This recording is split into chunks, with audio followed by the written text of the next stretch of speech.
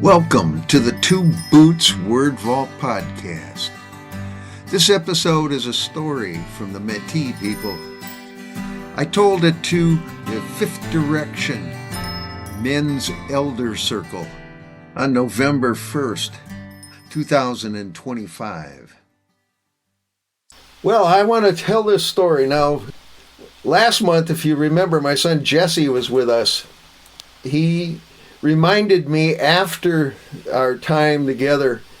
He says, "Oh, Dad, you remember you used to tell me the story of a little man with hair all over and rolling head, and you used to tell me all these stories when I was a little kid." And I said, "Oh, yeah, hadn't thought of those for a while." So that gave me the idea to bring little man with hair all over into this month. Little man was hairier than a skunk. I mean, he had a rug for a chest. His buttocks was so full of hair, and it was matted between the two cheeks, and he didn't smell very good. But he was a happy, jolly little fella. He was very affable, and he had a way with the girls. He never had trouble finding a girl to have fun with under his blanket. We have friends like that. There's just something about them. They're just pleasant. They're strong. Little man was strong. He never was bothered by a fight at all. In fact, whenever there was trouble, they used to call on little man to help them out. And one time this bear monster came and was tearing up the teepees and eating up people and that. And so little man, he was able to dispose of that bear monster. The people were so grateful they gave him a magic knife. Now, little man, as these kind of characters are, he loved to travel around. He was always out looking for adventure. And one day he came upon these two fellas and he says, "Hey guys, where are you off to? What are you up to?" And they said, "Oh, we're off looking for adventure." He said, "Well, hey, that's right up my alley. That's what I like to do. Why don't we travel together? Who are you?" And the one said, "Well, I'm Smoking Mountain. I'm the older brother, and this is Broken War Club." So they traveled on, and they came to this lodge that was empty. It looked deserted, but there's this big iron kettle out in front, and there were all of these buffalo robes on the floor inside. Smoking Mountain says, "Well, it looks like somebody lives here." And little man said, "Well, it's vacant right now. I think we should spend some time here." Smoking Mountain says, "Well, what if someone comes back?" And little man said, "Well, if they claim it, okay. And if they don't claim it, I'm fine with that too." So they settled in.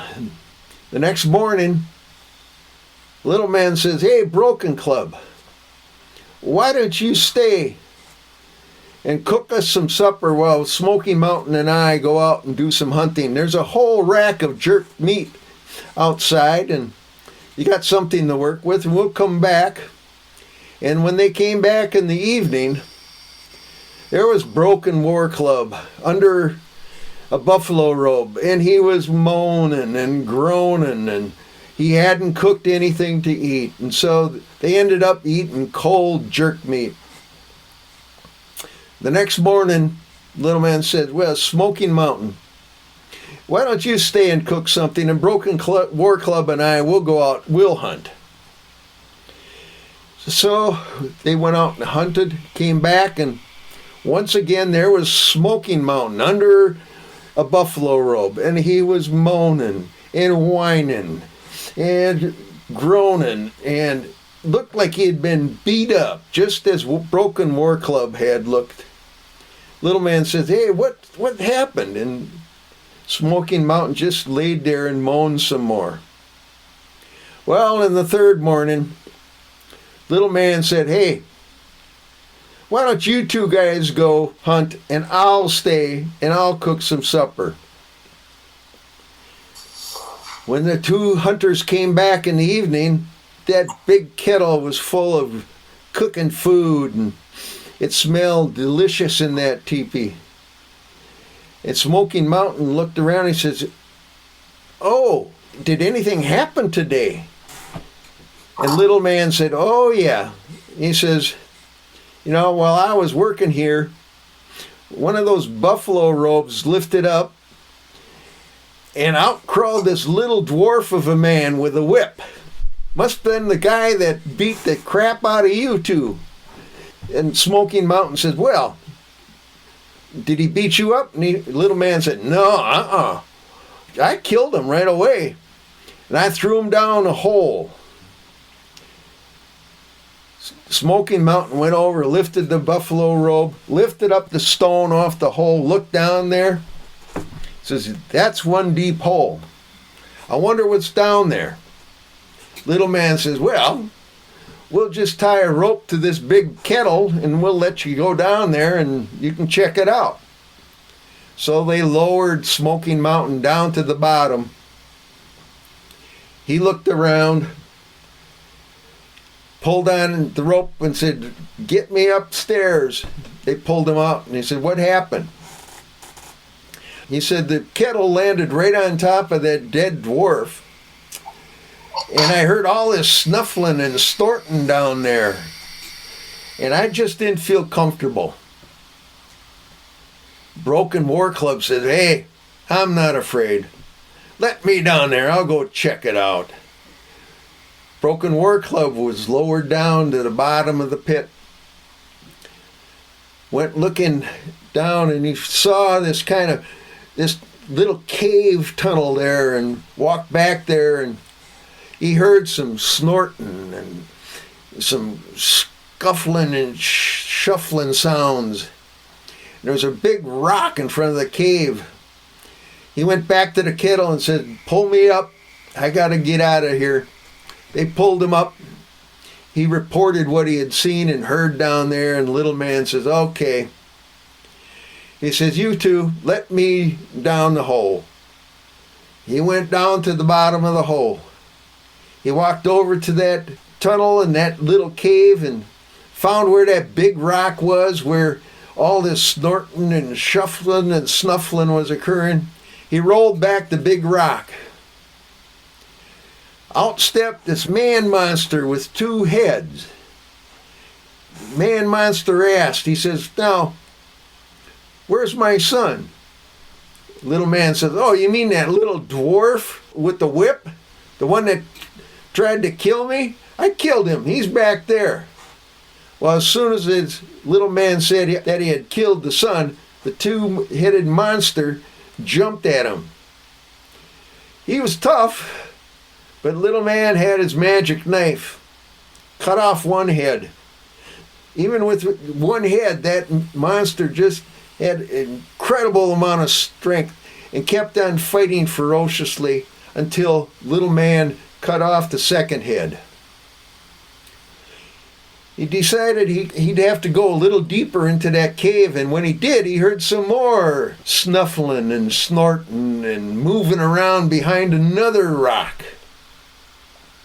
Went over to that other rock, rolled it back.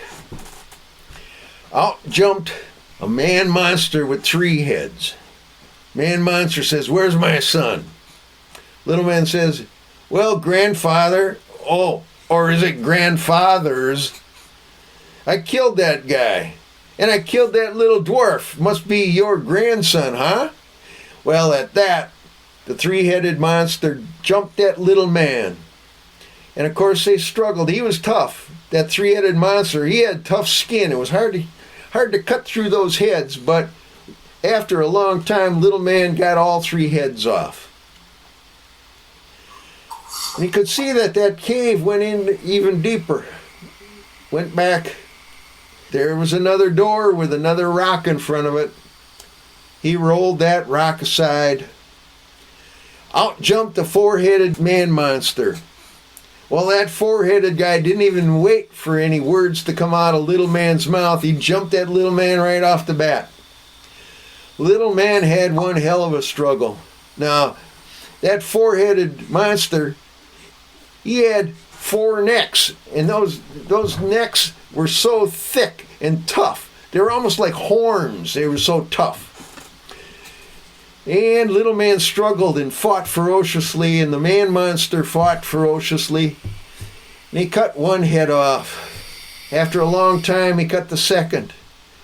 Then after a continued fight, vicious fight, he cut the third head off.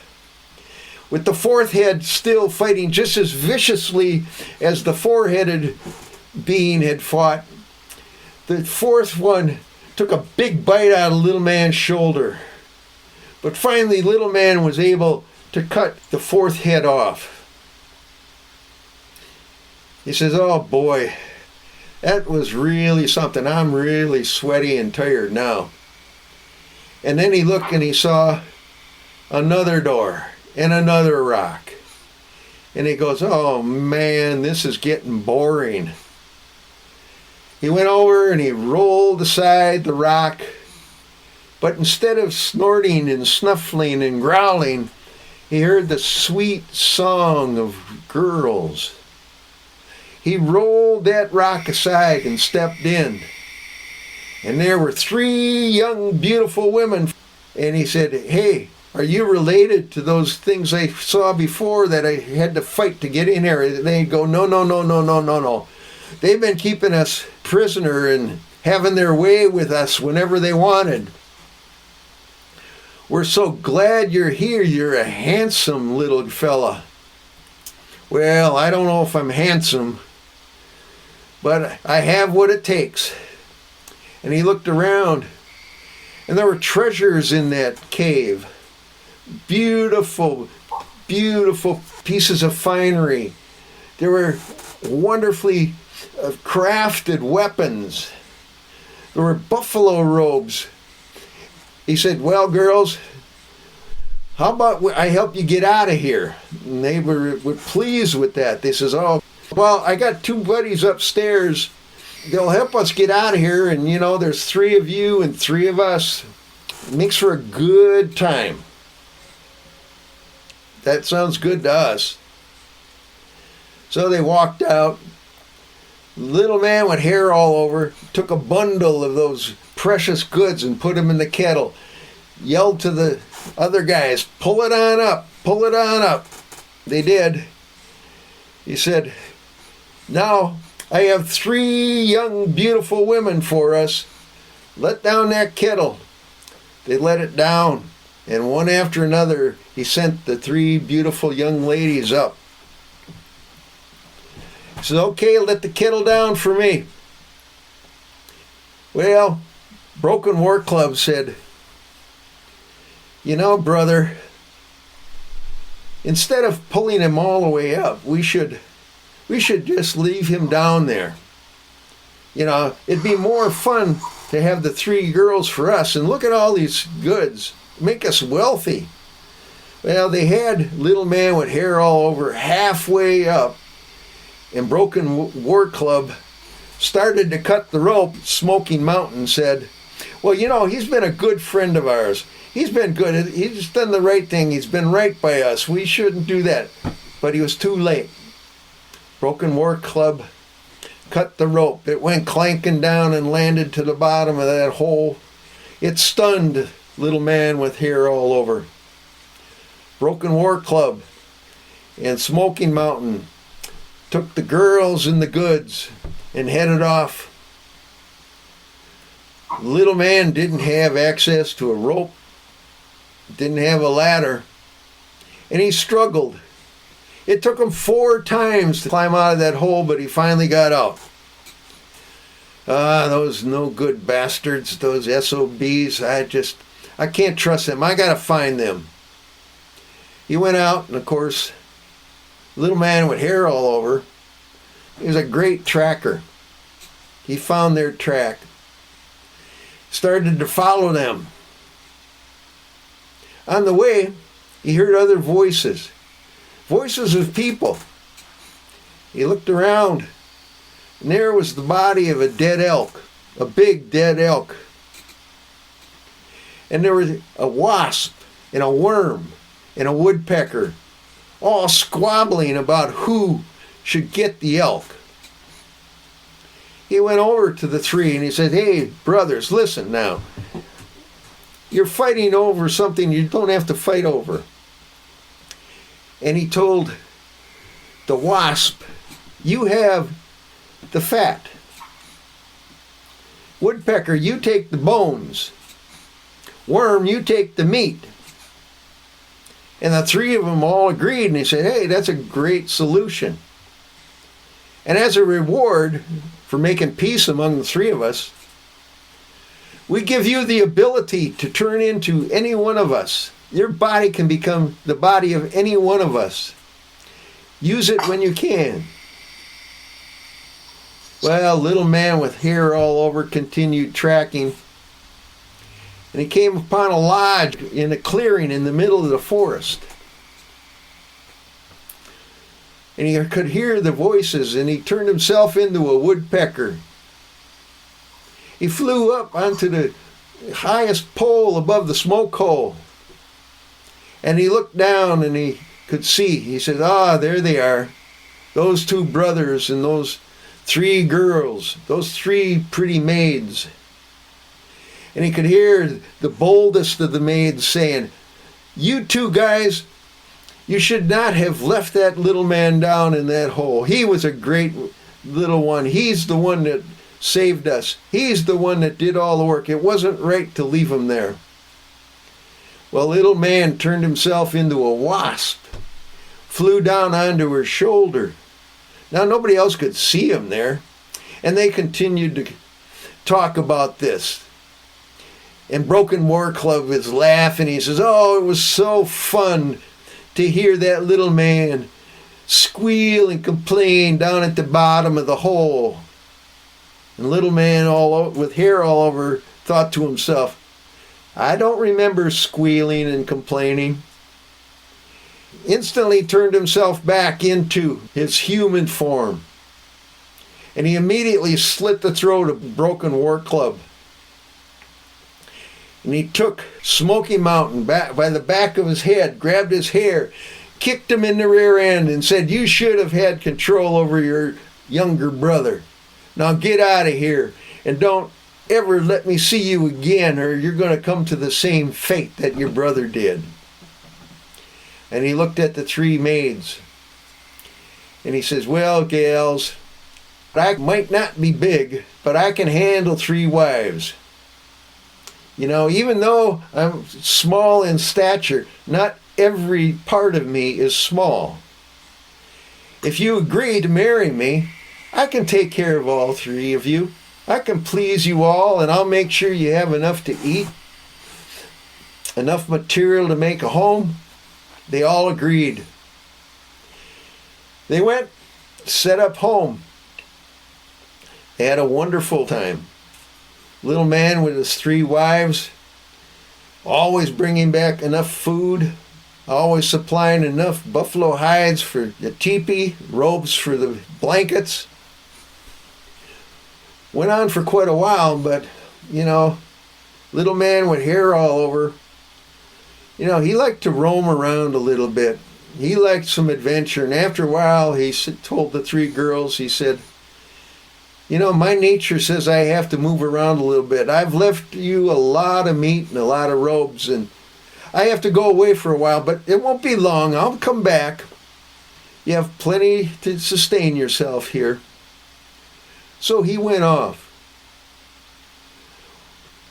And on his adventure, came to another teepee, another lodge, and he heard this woman weeping.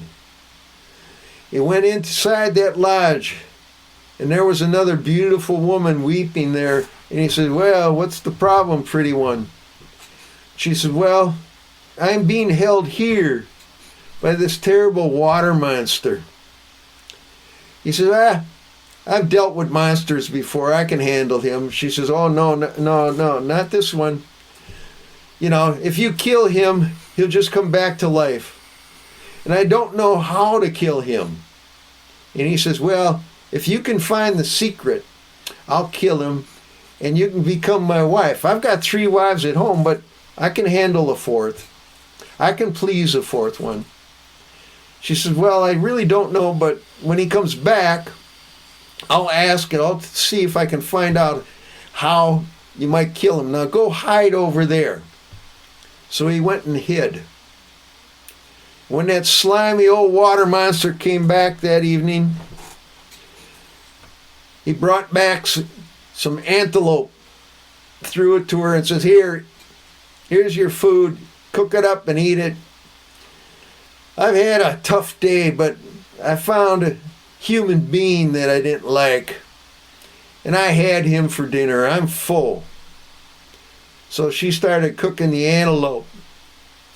She went over to the water monster and started stroking this horn that he had coming out of his head. And she says, things are a little dirty around here. You must have had a hard day. Let me clean this up. So she started cleaning him up, and he says, oh, you're in a better mood today. I don't remember you being so affectionate. She says, well, I've been thinking, maybe it is good to have someone like you around. And she kept stroking his horn. She said, oh, by the way, if I'm going to be here with you, maybe I should know. I understand there's a secret way to kill you. I should probably know what that is, just in case. And as she is stroking his horn, he says, well, if you kill me, I'll come back to life. But if you open me up, a big old grizzly bear will come out of me. And if you kill the grizzly bear, then a black bear will come out of the grizzly bear. And if you kill the black bear, then a panther will come out of the black bear. And if you kill the panther, then a wolf will come out of the panther. And if you kill the wolf, a rabbit will come out of the wolf. And if you kill the rabbit, a prairie chicken will come out of the rabbit. And if you kill the prairie chicken, an egg will come out. And that person is going to have to smash that egg, because only as long as the egg is intact, I can come back to life. Little man heard that story, heard that sequence, and he killed the water monster, killed the grizzly bear, killed the black bear, killed the panther, killed the wolf, killed the rabbit, killed the chicken, took the egg and smashed it. So then he took that pretty woman back to his other 3 wives, and he had a fantastic relationship with all 4 of those women. And they loved him and he loved them. And they all had a great time for a long time. And that's the story, and I'll stand by that story. I'm an old man with white hair all over, and I try to keep myself clean.